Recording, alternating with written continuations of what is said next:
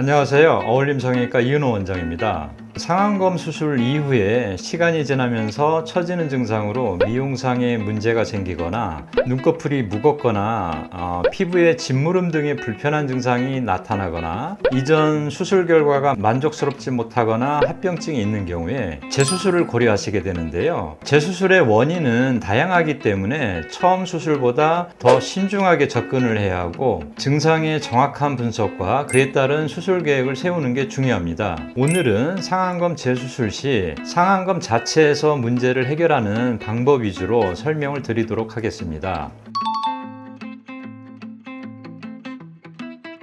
상담하러 오시는 환자분들의 가장 많이 하시는 표현들은 첫 번째는 처졌어요, 풀렸어요. 두 번째는 답답해 보여요, 눈이 작아졌어요. 그리고 세 번째는 무거워요. 네 번째는 어색해요, 라인이 마음에 안 들어요, 인상이 세 보여요. 다섯 번째는 짝짝이에요. 이렇게 이제 환자분들께서 많이 말씀하시는 것 같습니다. 환자분들이 원하시는 결과에 눈에 대한 가장 많이 하시는 표현들은 첫 번째는 자연스러운 눈으로 해주세요. 그리고 크기는 내 눈에 맞게 해주세요. 이렇게 말씀하시고요. 두 번째는 인상이 바뀌거나 인상이 세 보이지 않았으면 좋겠어요. 이렇게 말씀하십니다. 세 번째는 시원하게 눈이 더 커졌으면 좋겠습니다. 그리고 네 번째는 눈 뜰 때 가벼웠으면 좋겠습니다. 이렇게 많이 말씀을 하십니다.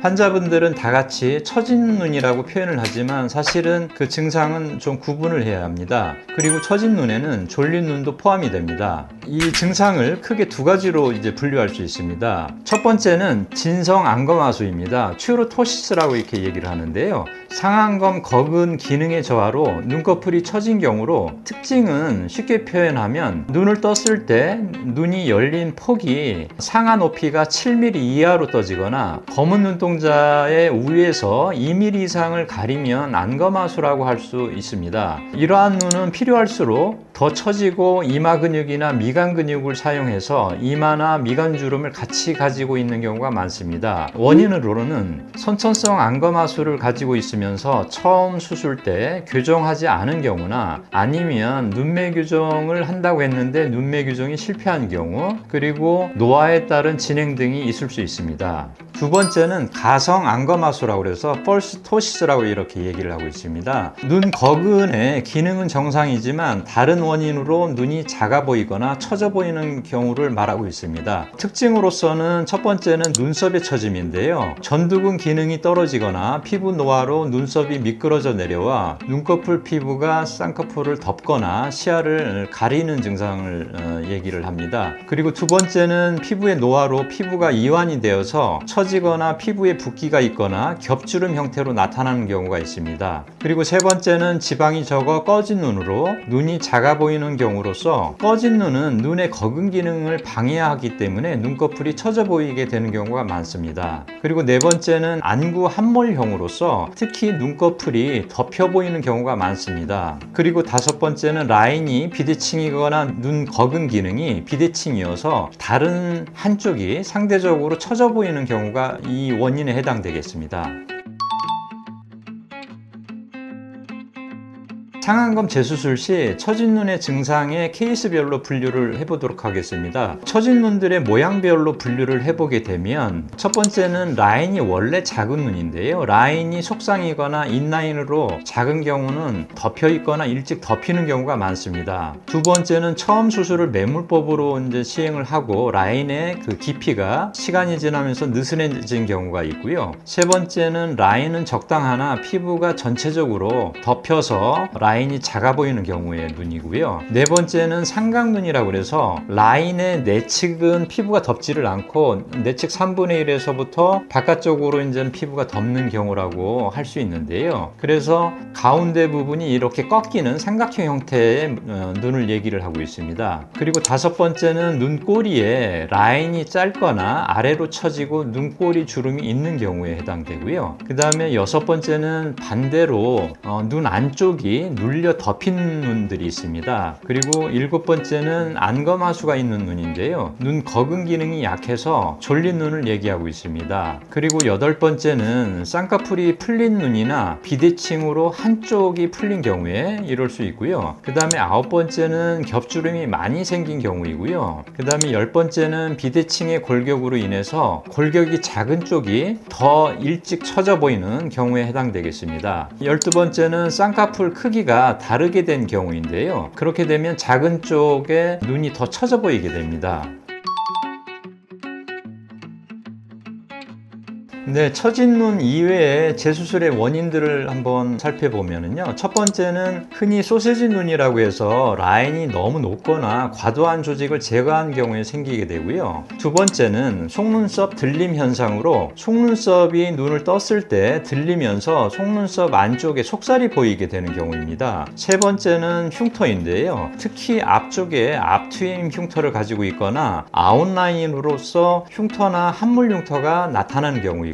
네 번째는 크기가 아웃라인으로 커서 작게 하고자 하는 경우나 아웃라인을 인아웃으로 아니면 인을 인아웃으로 타입을 바꾸고자 할 때 또 재수술을 하시게 됩니다. 그리고 다섯 번째는 사나운 인상을 부드럽게 하고자 할 때 눈꼬리가 치켜 올라가거나 눈 앞머리가 날카롭게 보이는 경우에 부드럽게 하고자 재수술을 하시게 되고요. 여섯 번째는 눈 크기가 작아서 답답한 눈, 라인도 너무 작은 경우, 크고 시원한 눈 라인을 원하시는 경우에 또 재수술을 하시게 되고요. 그 다음에 여덟 번째는 그 라인 길이가 짧고 라인이 바깥쪽에서 일찍 떨어져서 바깥쪽으로 길고 시원하게 빠지는 긴 라인을 원하는 경우가 있습니다. 이 경우에도 이제는 재수술을 하시게 되고요. 그 다음에 아홉 번째는 꺼진 눈을 이제 해결을 하고자 이렇게 하시기도 하고요. 열 번째는 이제 피부에 과도한 절제한 후에 라인이 너무 커서 라인을 내리고자 하는 경우에 이제 하시게 됩니다. 그리고 12번째는 라인의 크기가 비대칭이거나 비대칭으로 풀린 경우에 하시게 되고요.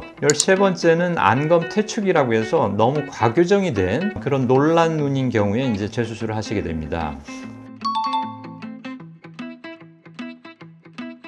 쉬운 눈에 해당되는 눈들을 말씀을 드리면 첫 번째는 처음 수술을 매몰법으로 수술한 눈 중에 눈매 규정이 필요 없고 선이 풀리거나 처진 눈, 특히 매몰법 하기 적당한 얇은 피부인 경우 쌍꺼풀 라인을 다시 잡아서 처진 것도 이제 완화할 수 있고 라인을 더 크게 원하시면 매몰법으로 이제 바꿀 수 있습니다.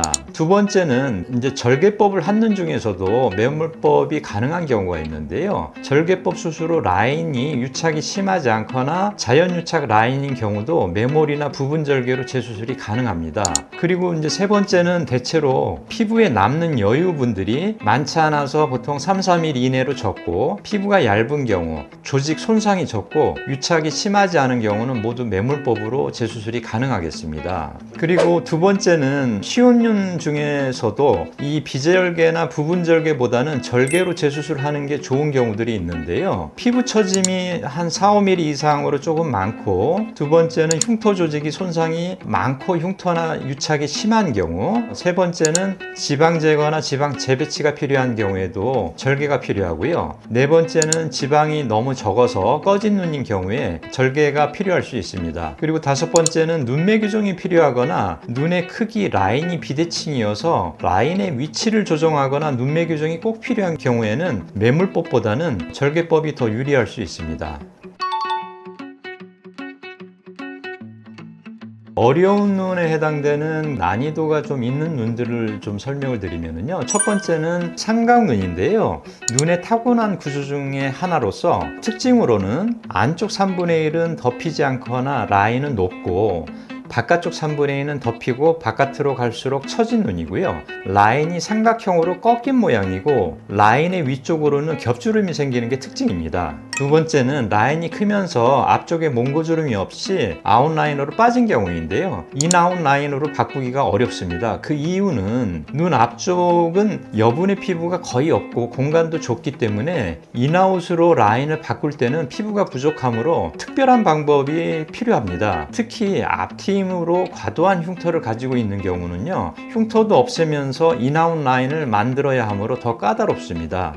그리고 세 번째는 돌출형 눈에서 높은 라인을 내리거나 속눈썹 들림 현상을 교정할 때는 라인 크기를 상대적으로 작게 잡아야 합니다. 그리고 네 번째는 눈썹의 위치 골격이 다르면서 눈 크기나 처짐이 비대칭인 경우가 조금 난이도가 있고요. 다섯 번째는 안검하수 증증인데 교정에 실패한 눈은 재교정 시 유착이 심하므로 수술 시 보다 세밀한 박리를 해야 합니다. 간혹 안검하수가 없었는데 수술로 인해서 안검 거근의 손상으로 인해서 안검하수가 발생한 경우들이 있는데요. 시간이 지나면서 안검 거근이 안으로 말려 들어가거나 퇴화된 경우가 있어서 다른 수술 방법을 고려해야 하는 경우는 고도의 난이도가 있는 수술입니다. 그리고 여섯 번째는 피부가 과다 제거되고 조직 손상이 많아서 조직의 유착이 심한 경우는 조직 손상이 적게 박리하는 데 굉장히 조심을 해야 합니다. 그리고 일곱 번째는 지방 자체가 적어서 함몰된 눈은 지방 재배치할 지방이 적은 경우인데요. 자가지방 이식을 고려해야 하는 경우가 있을 수 있습니다.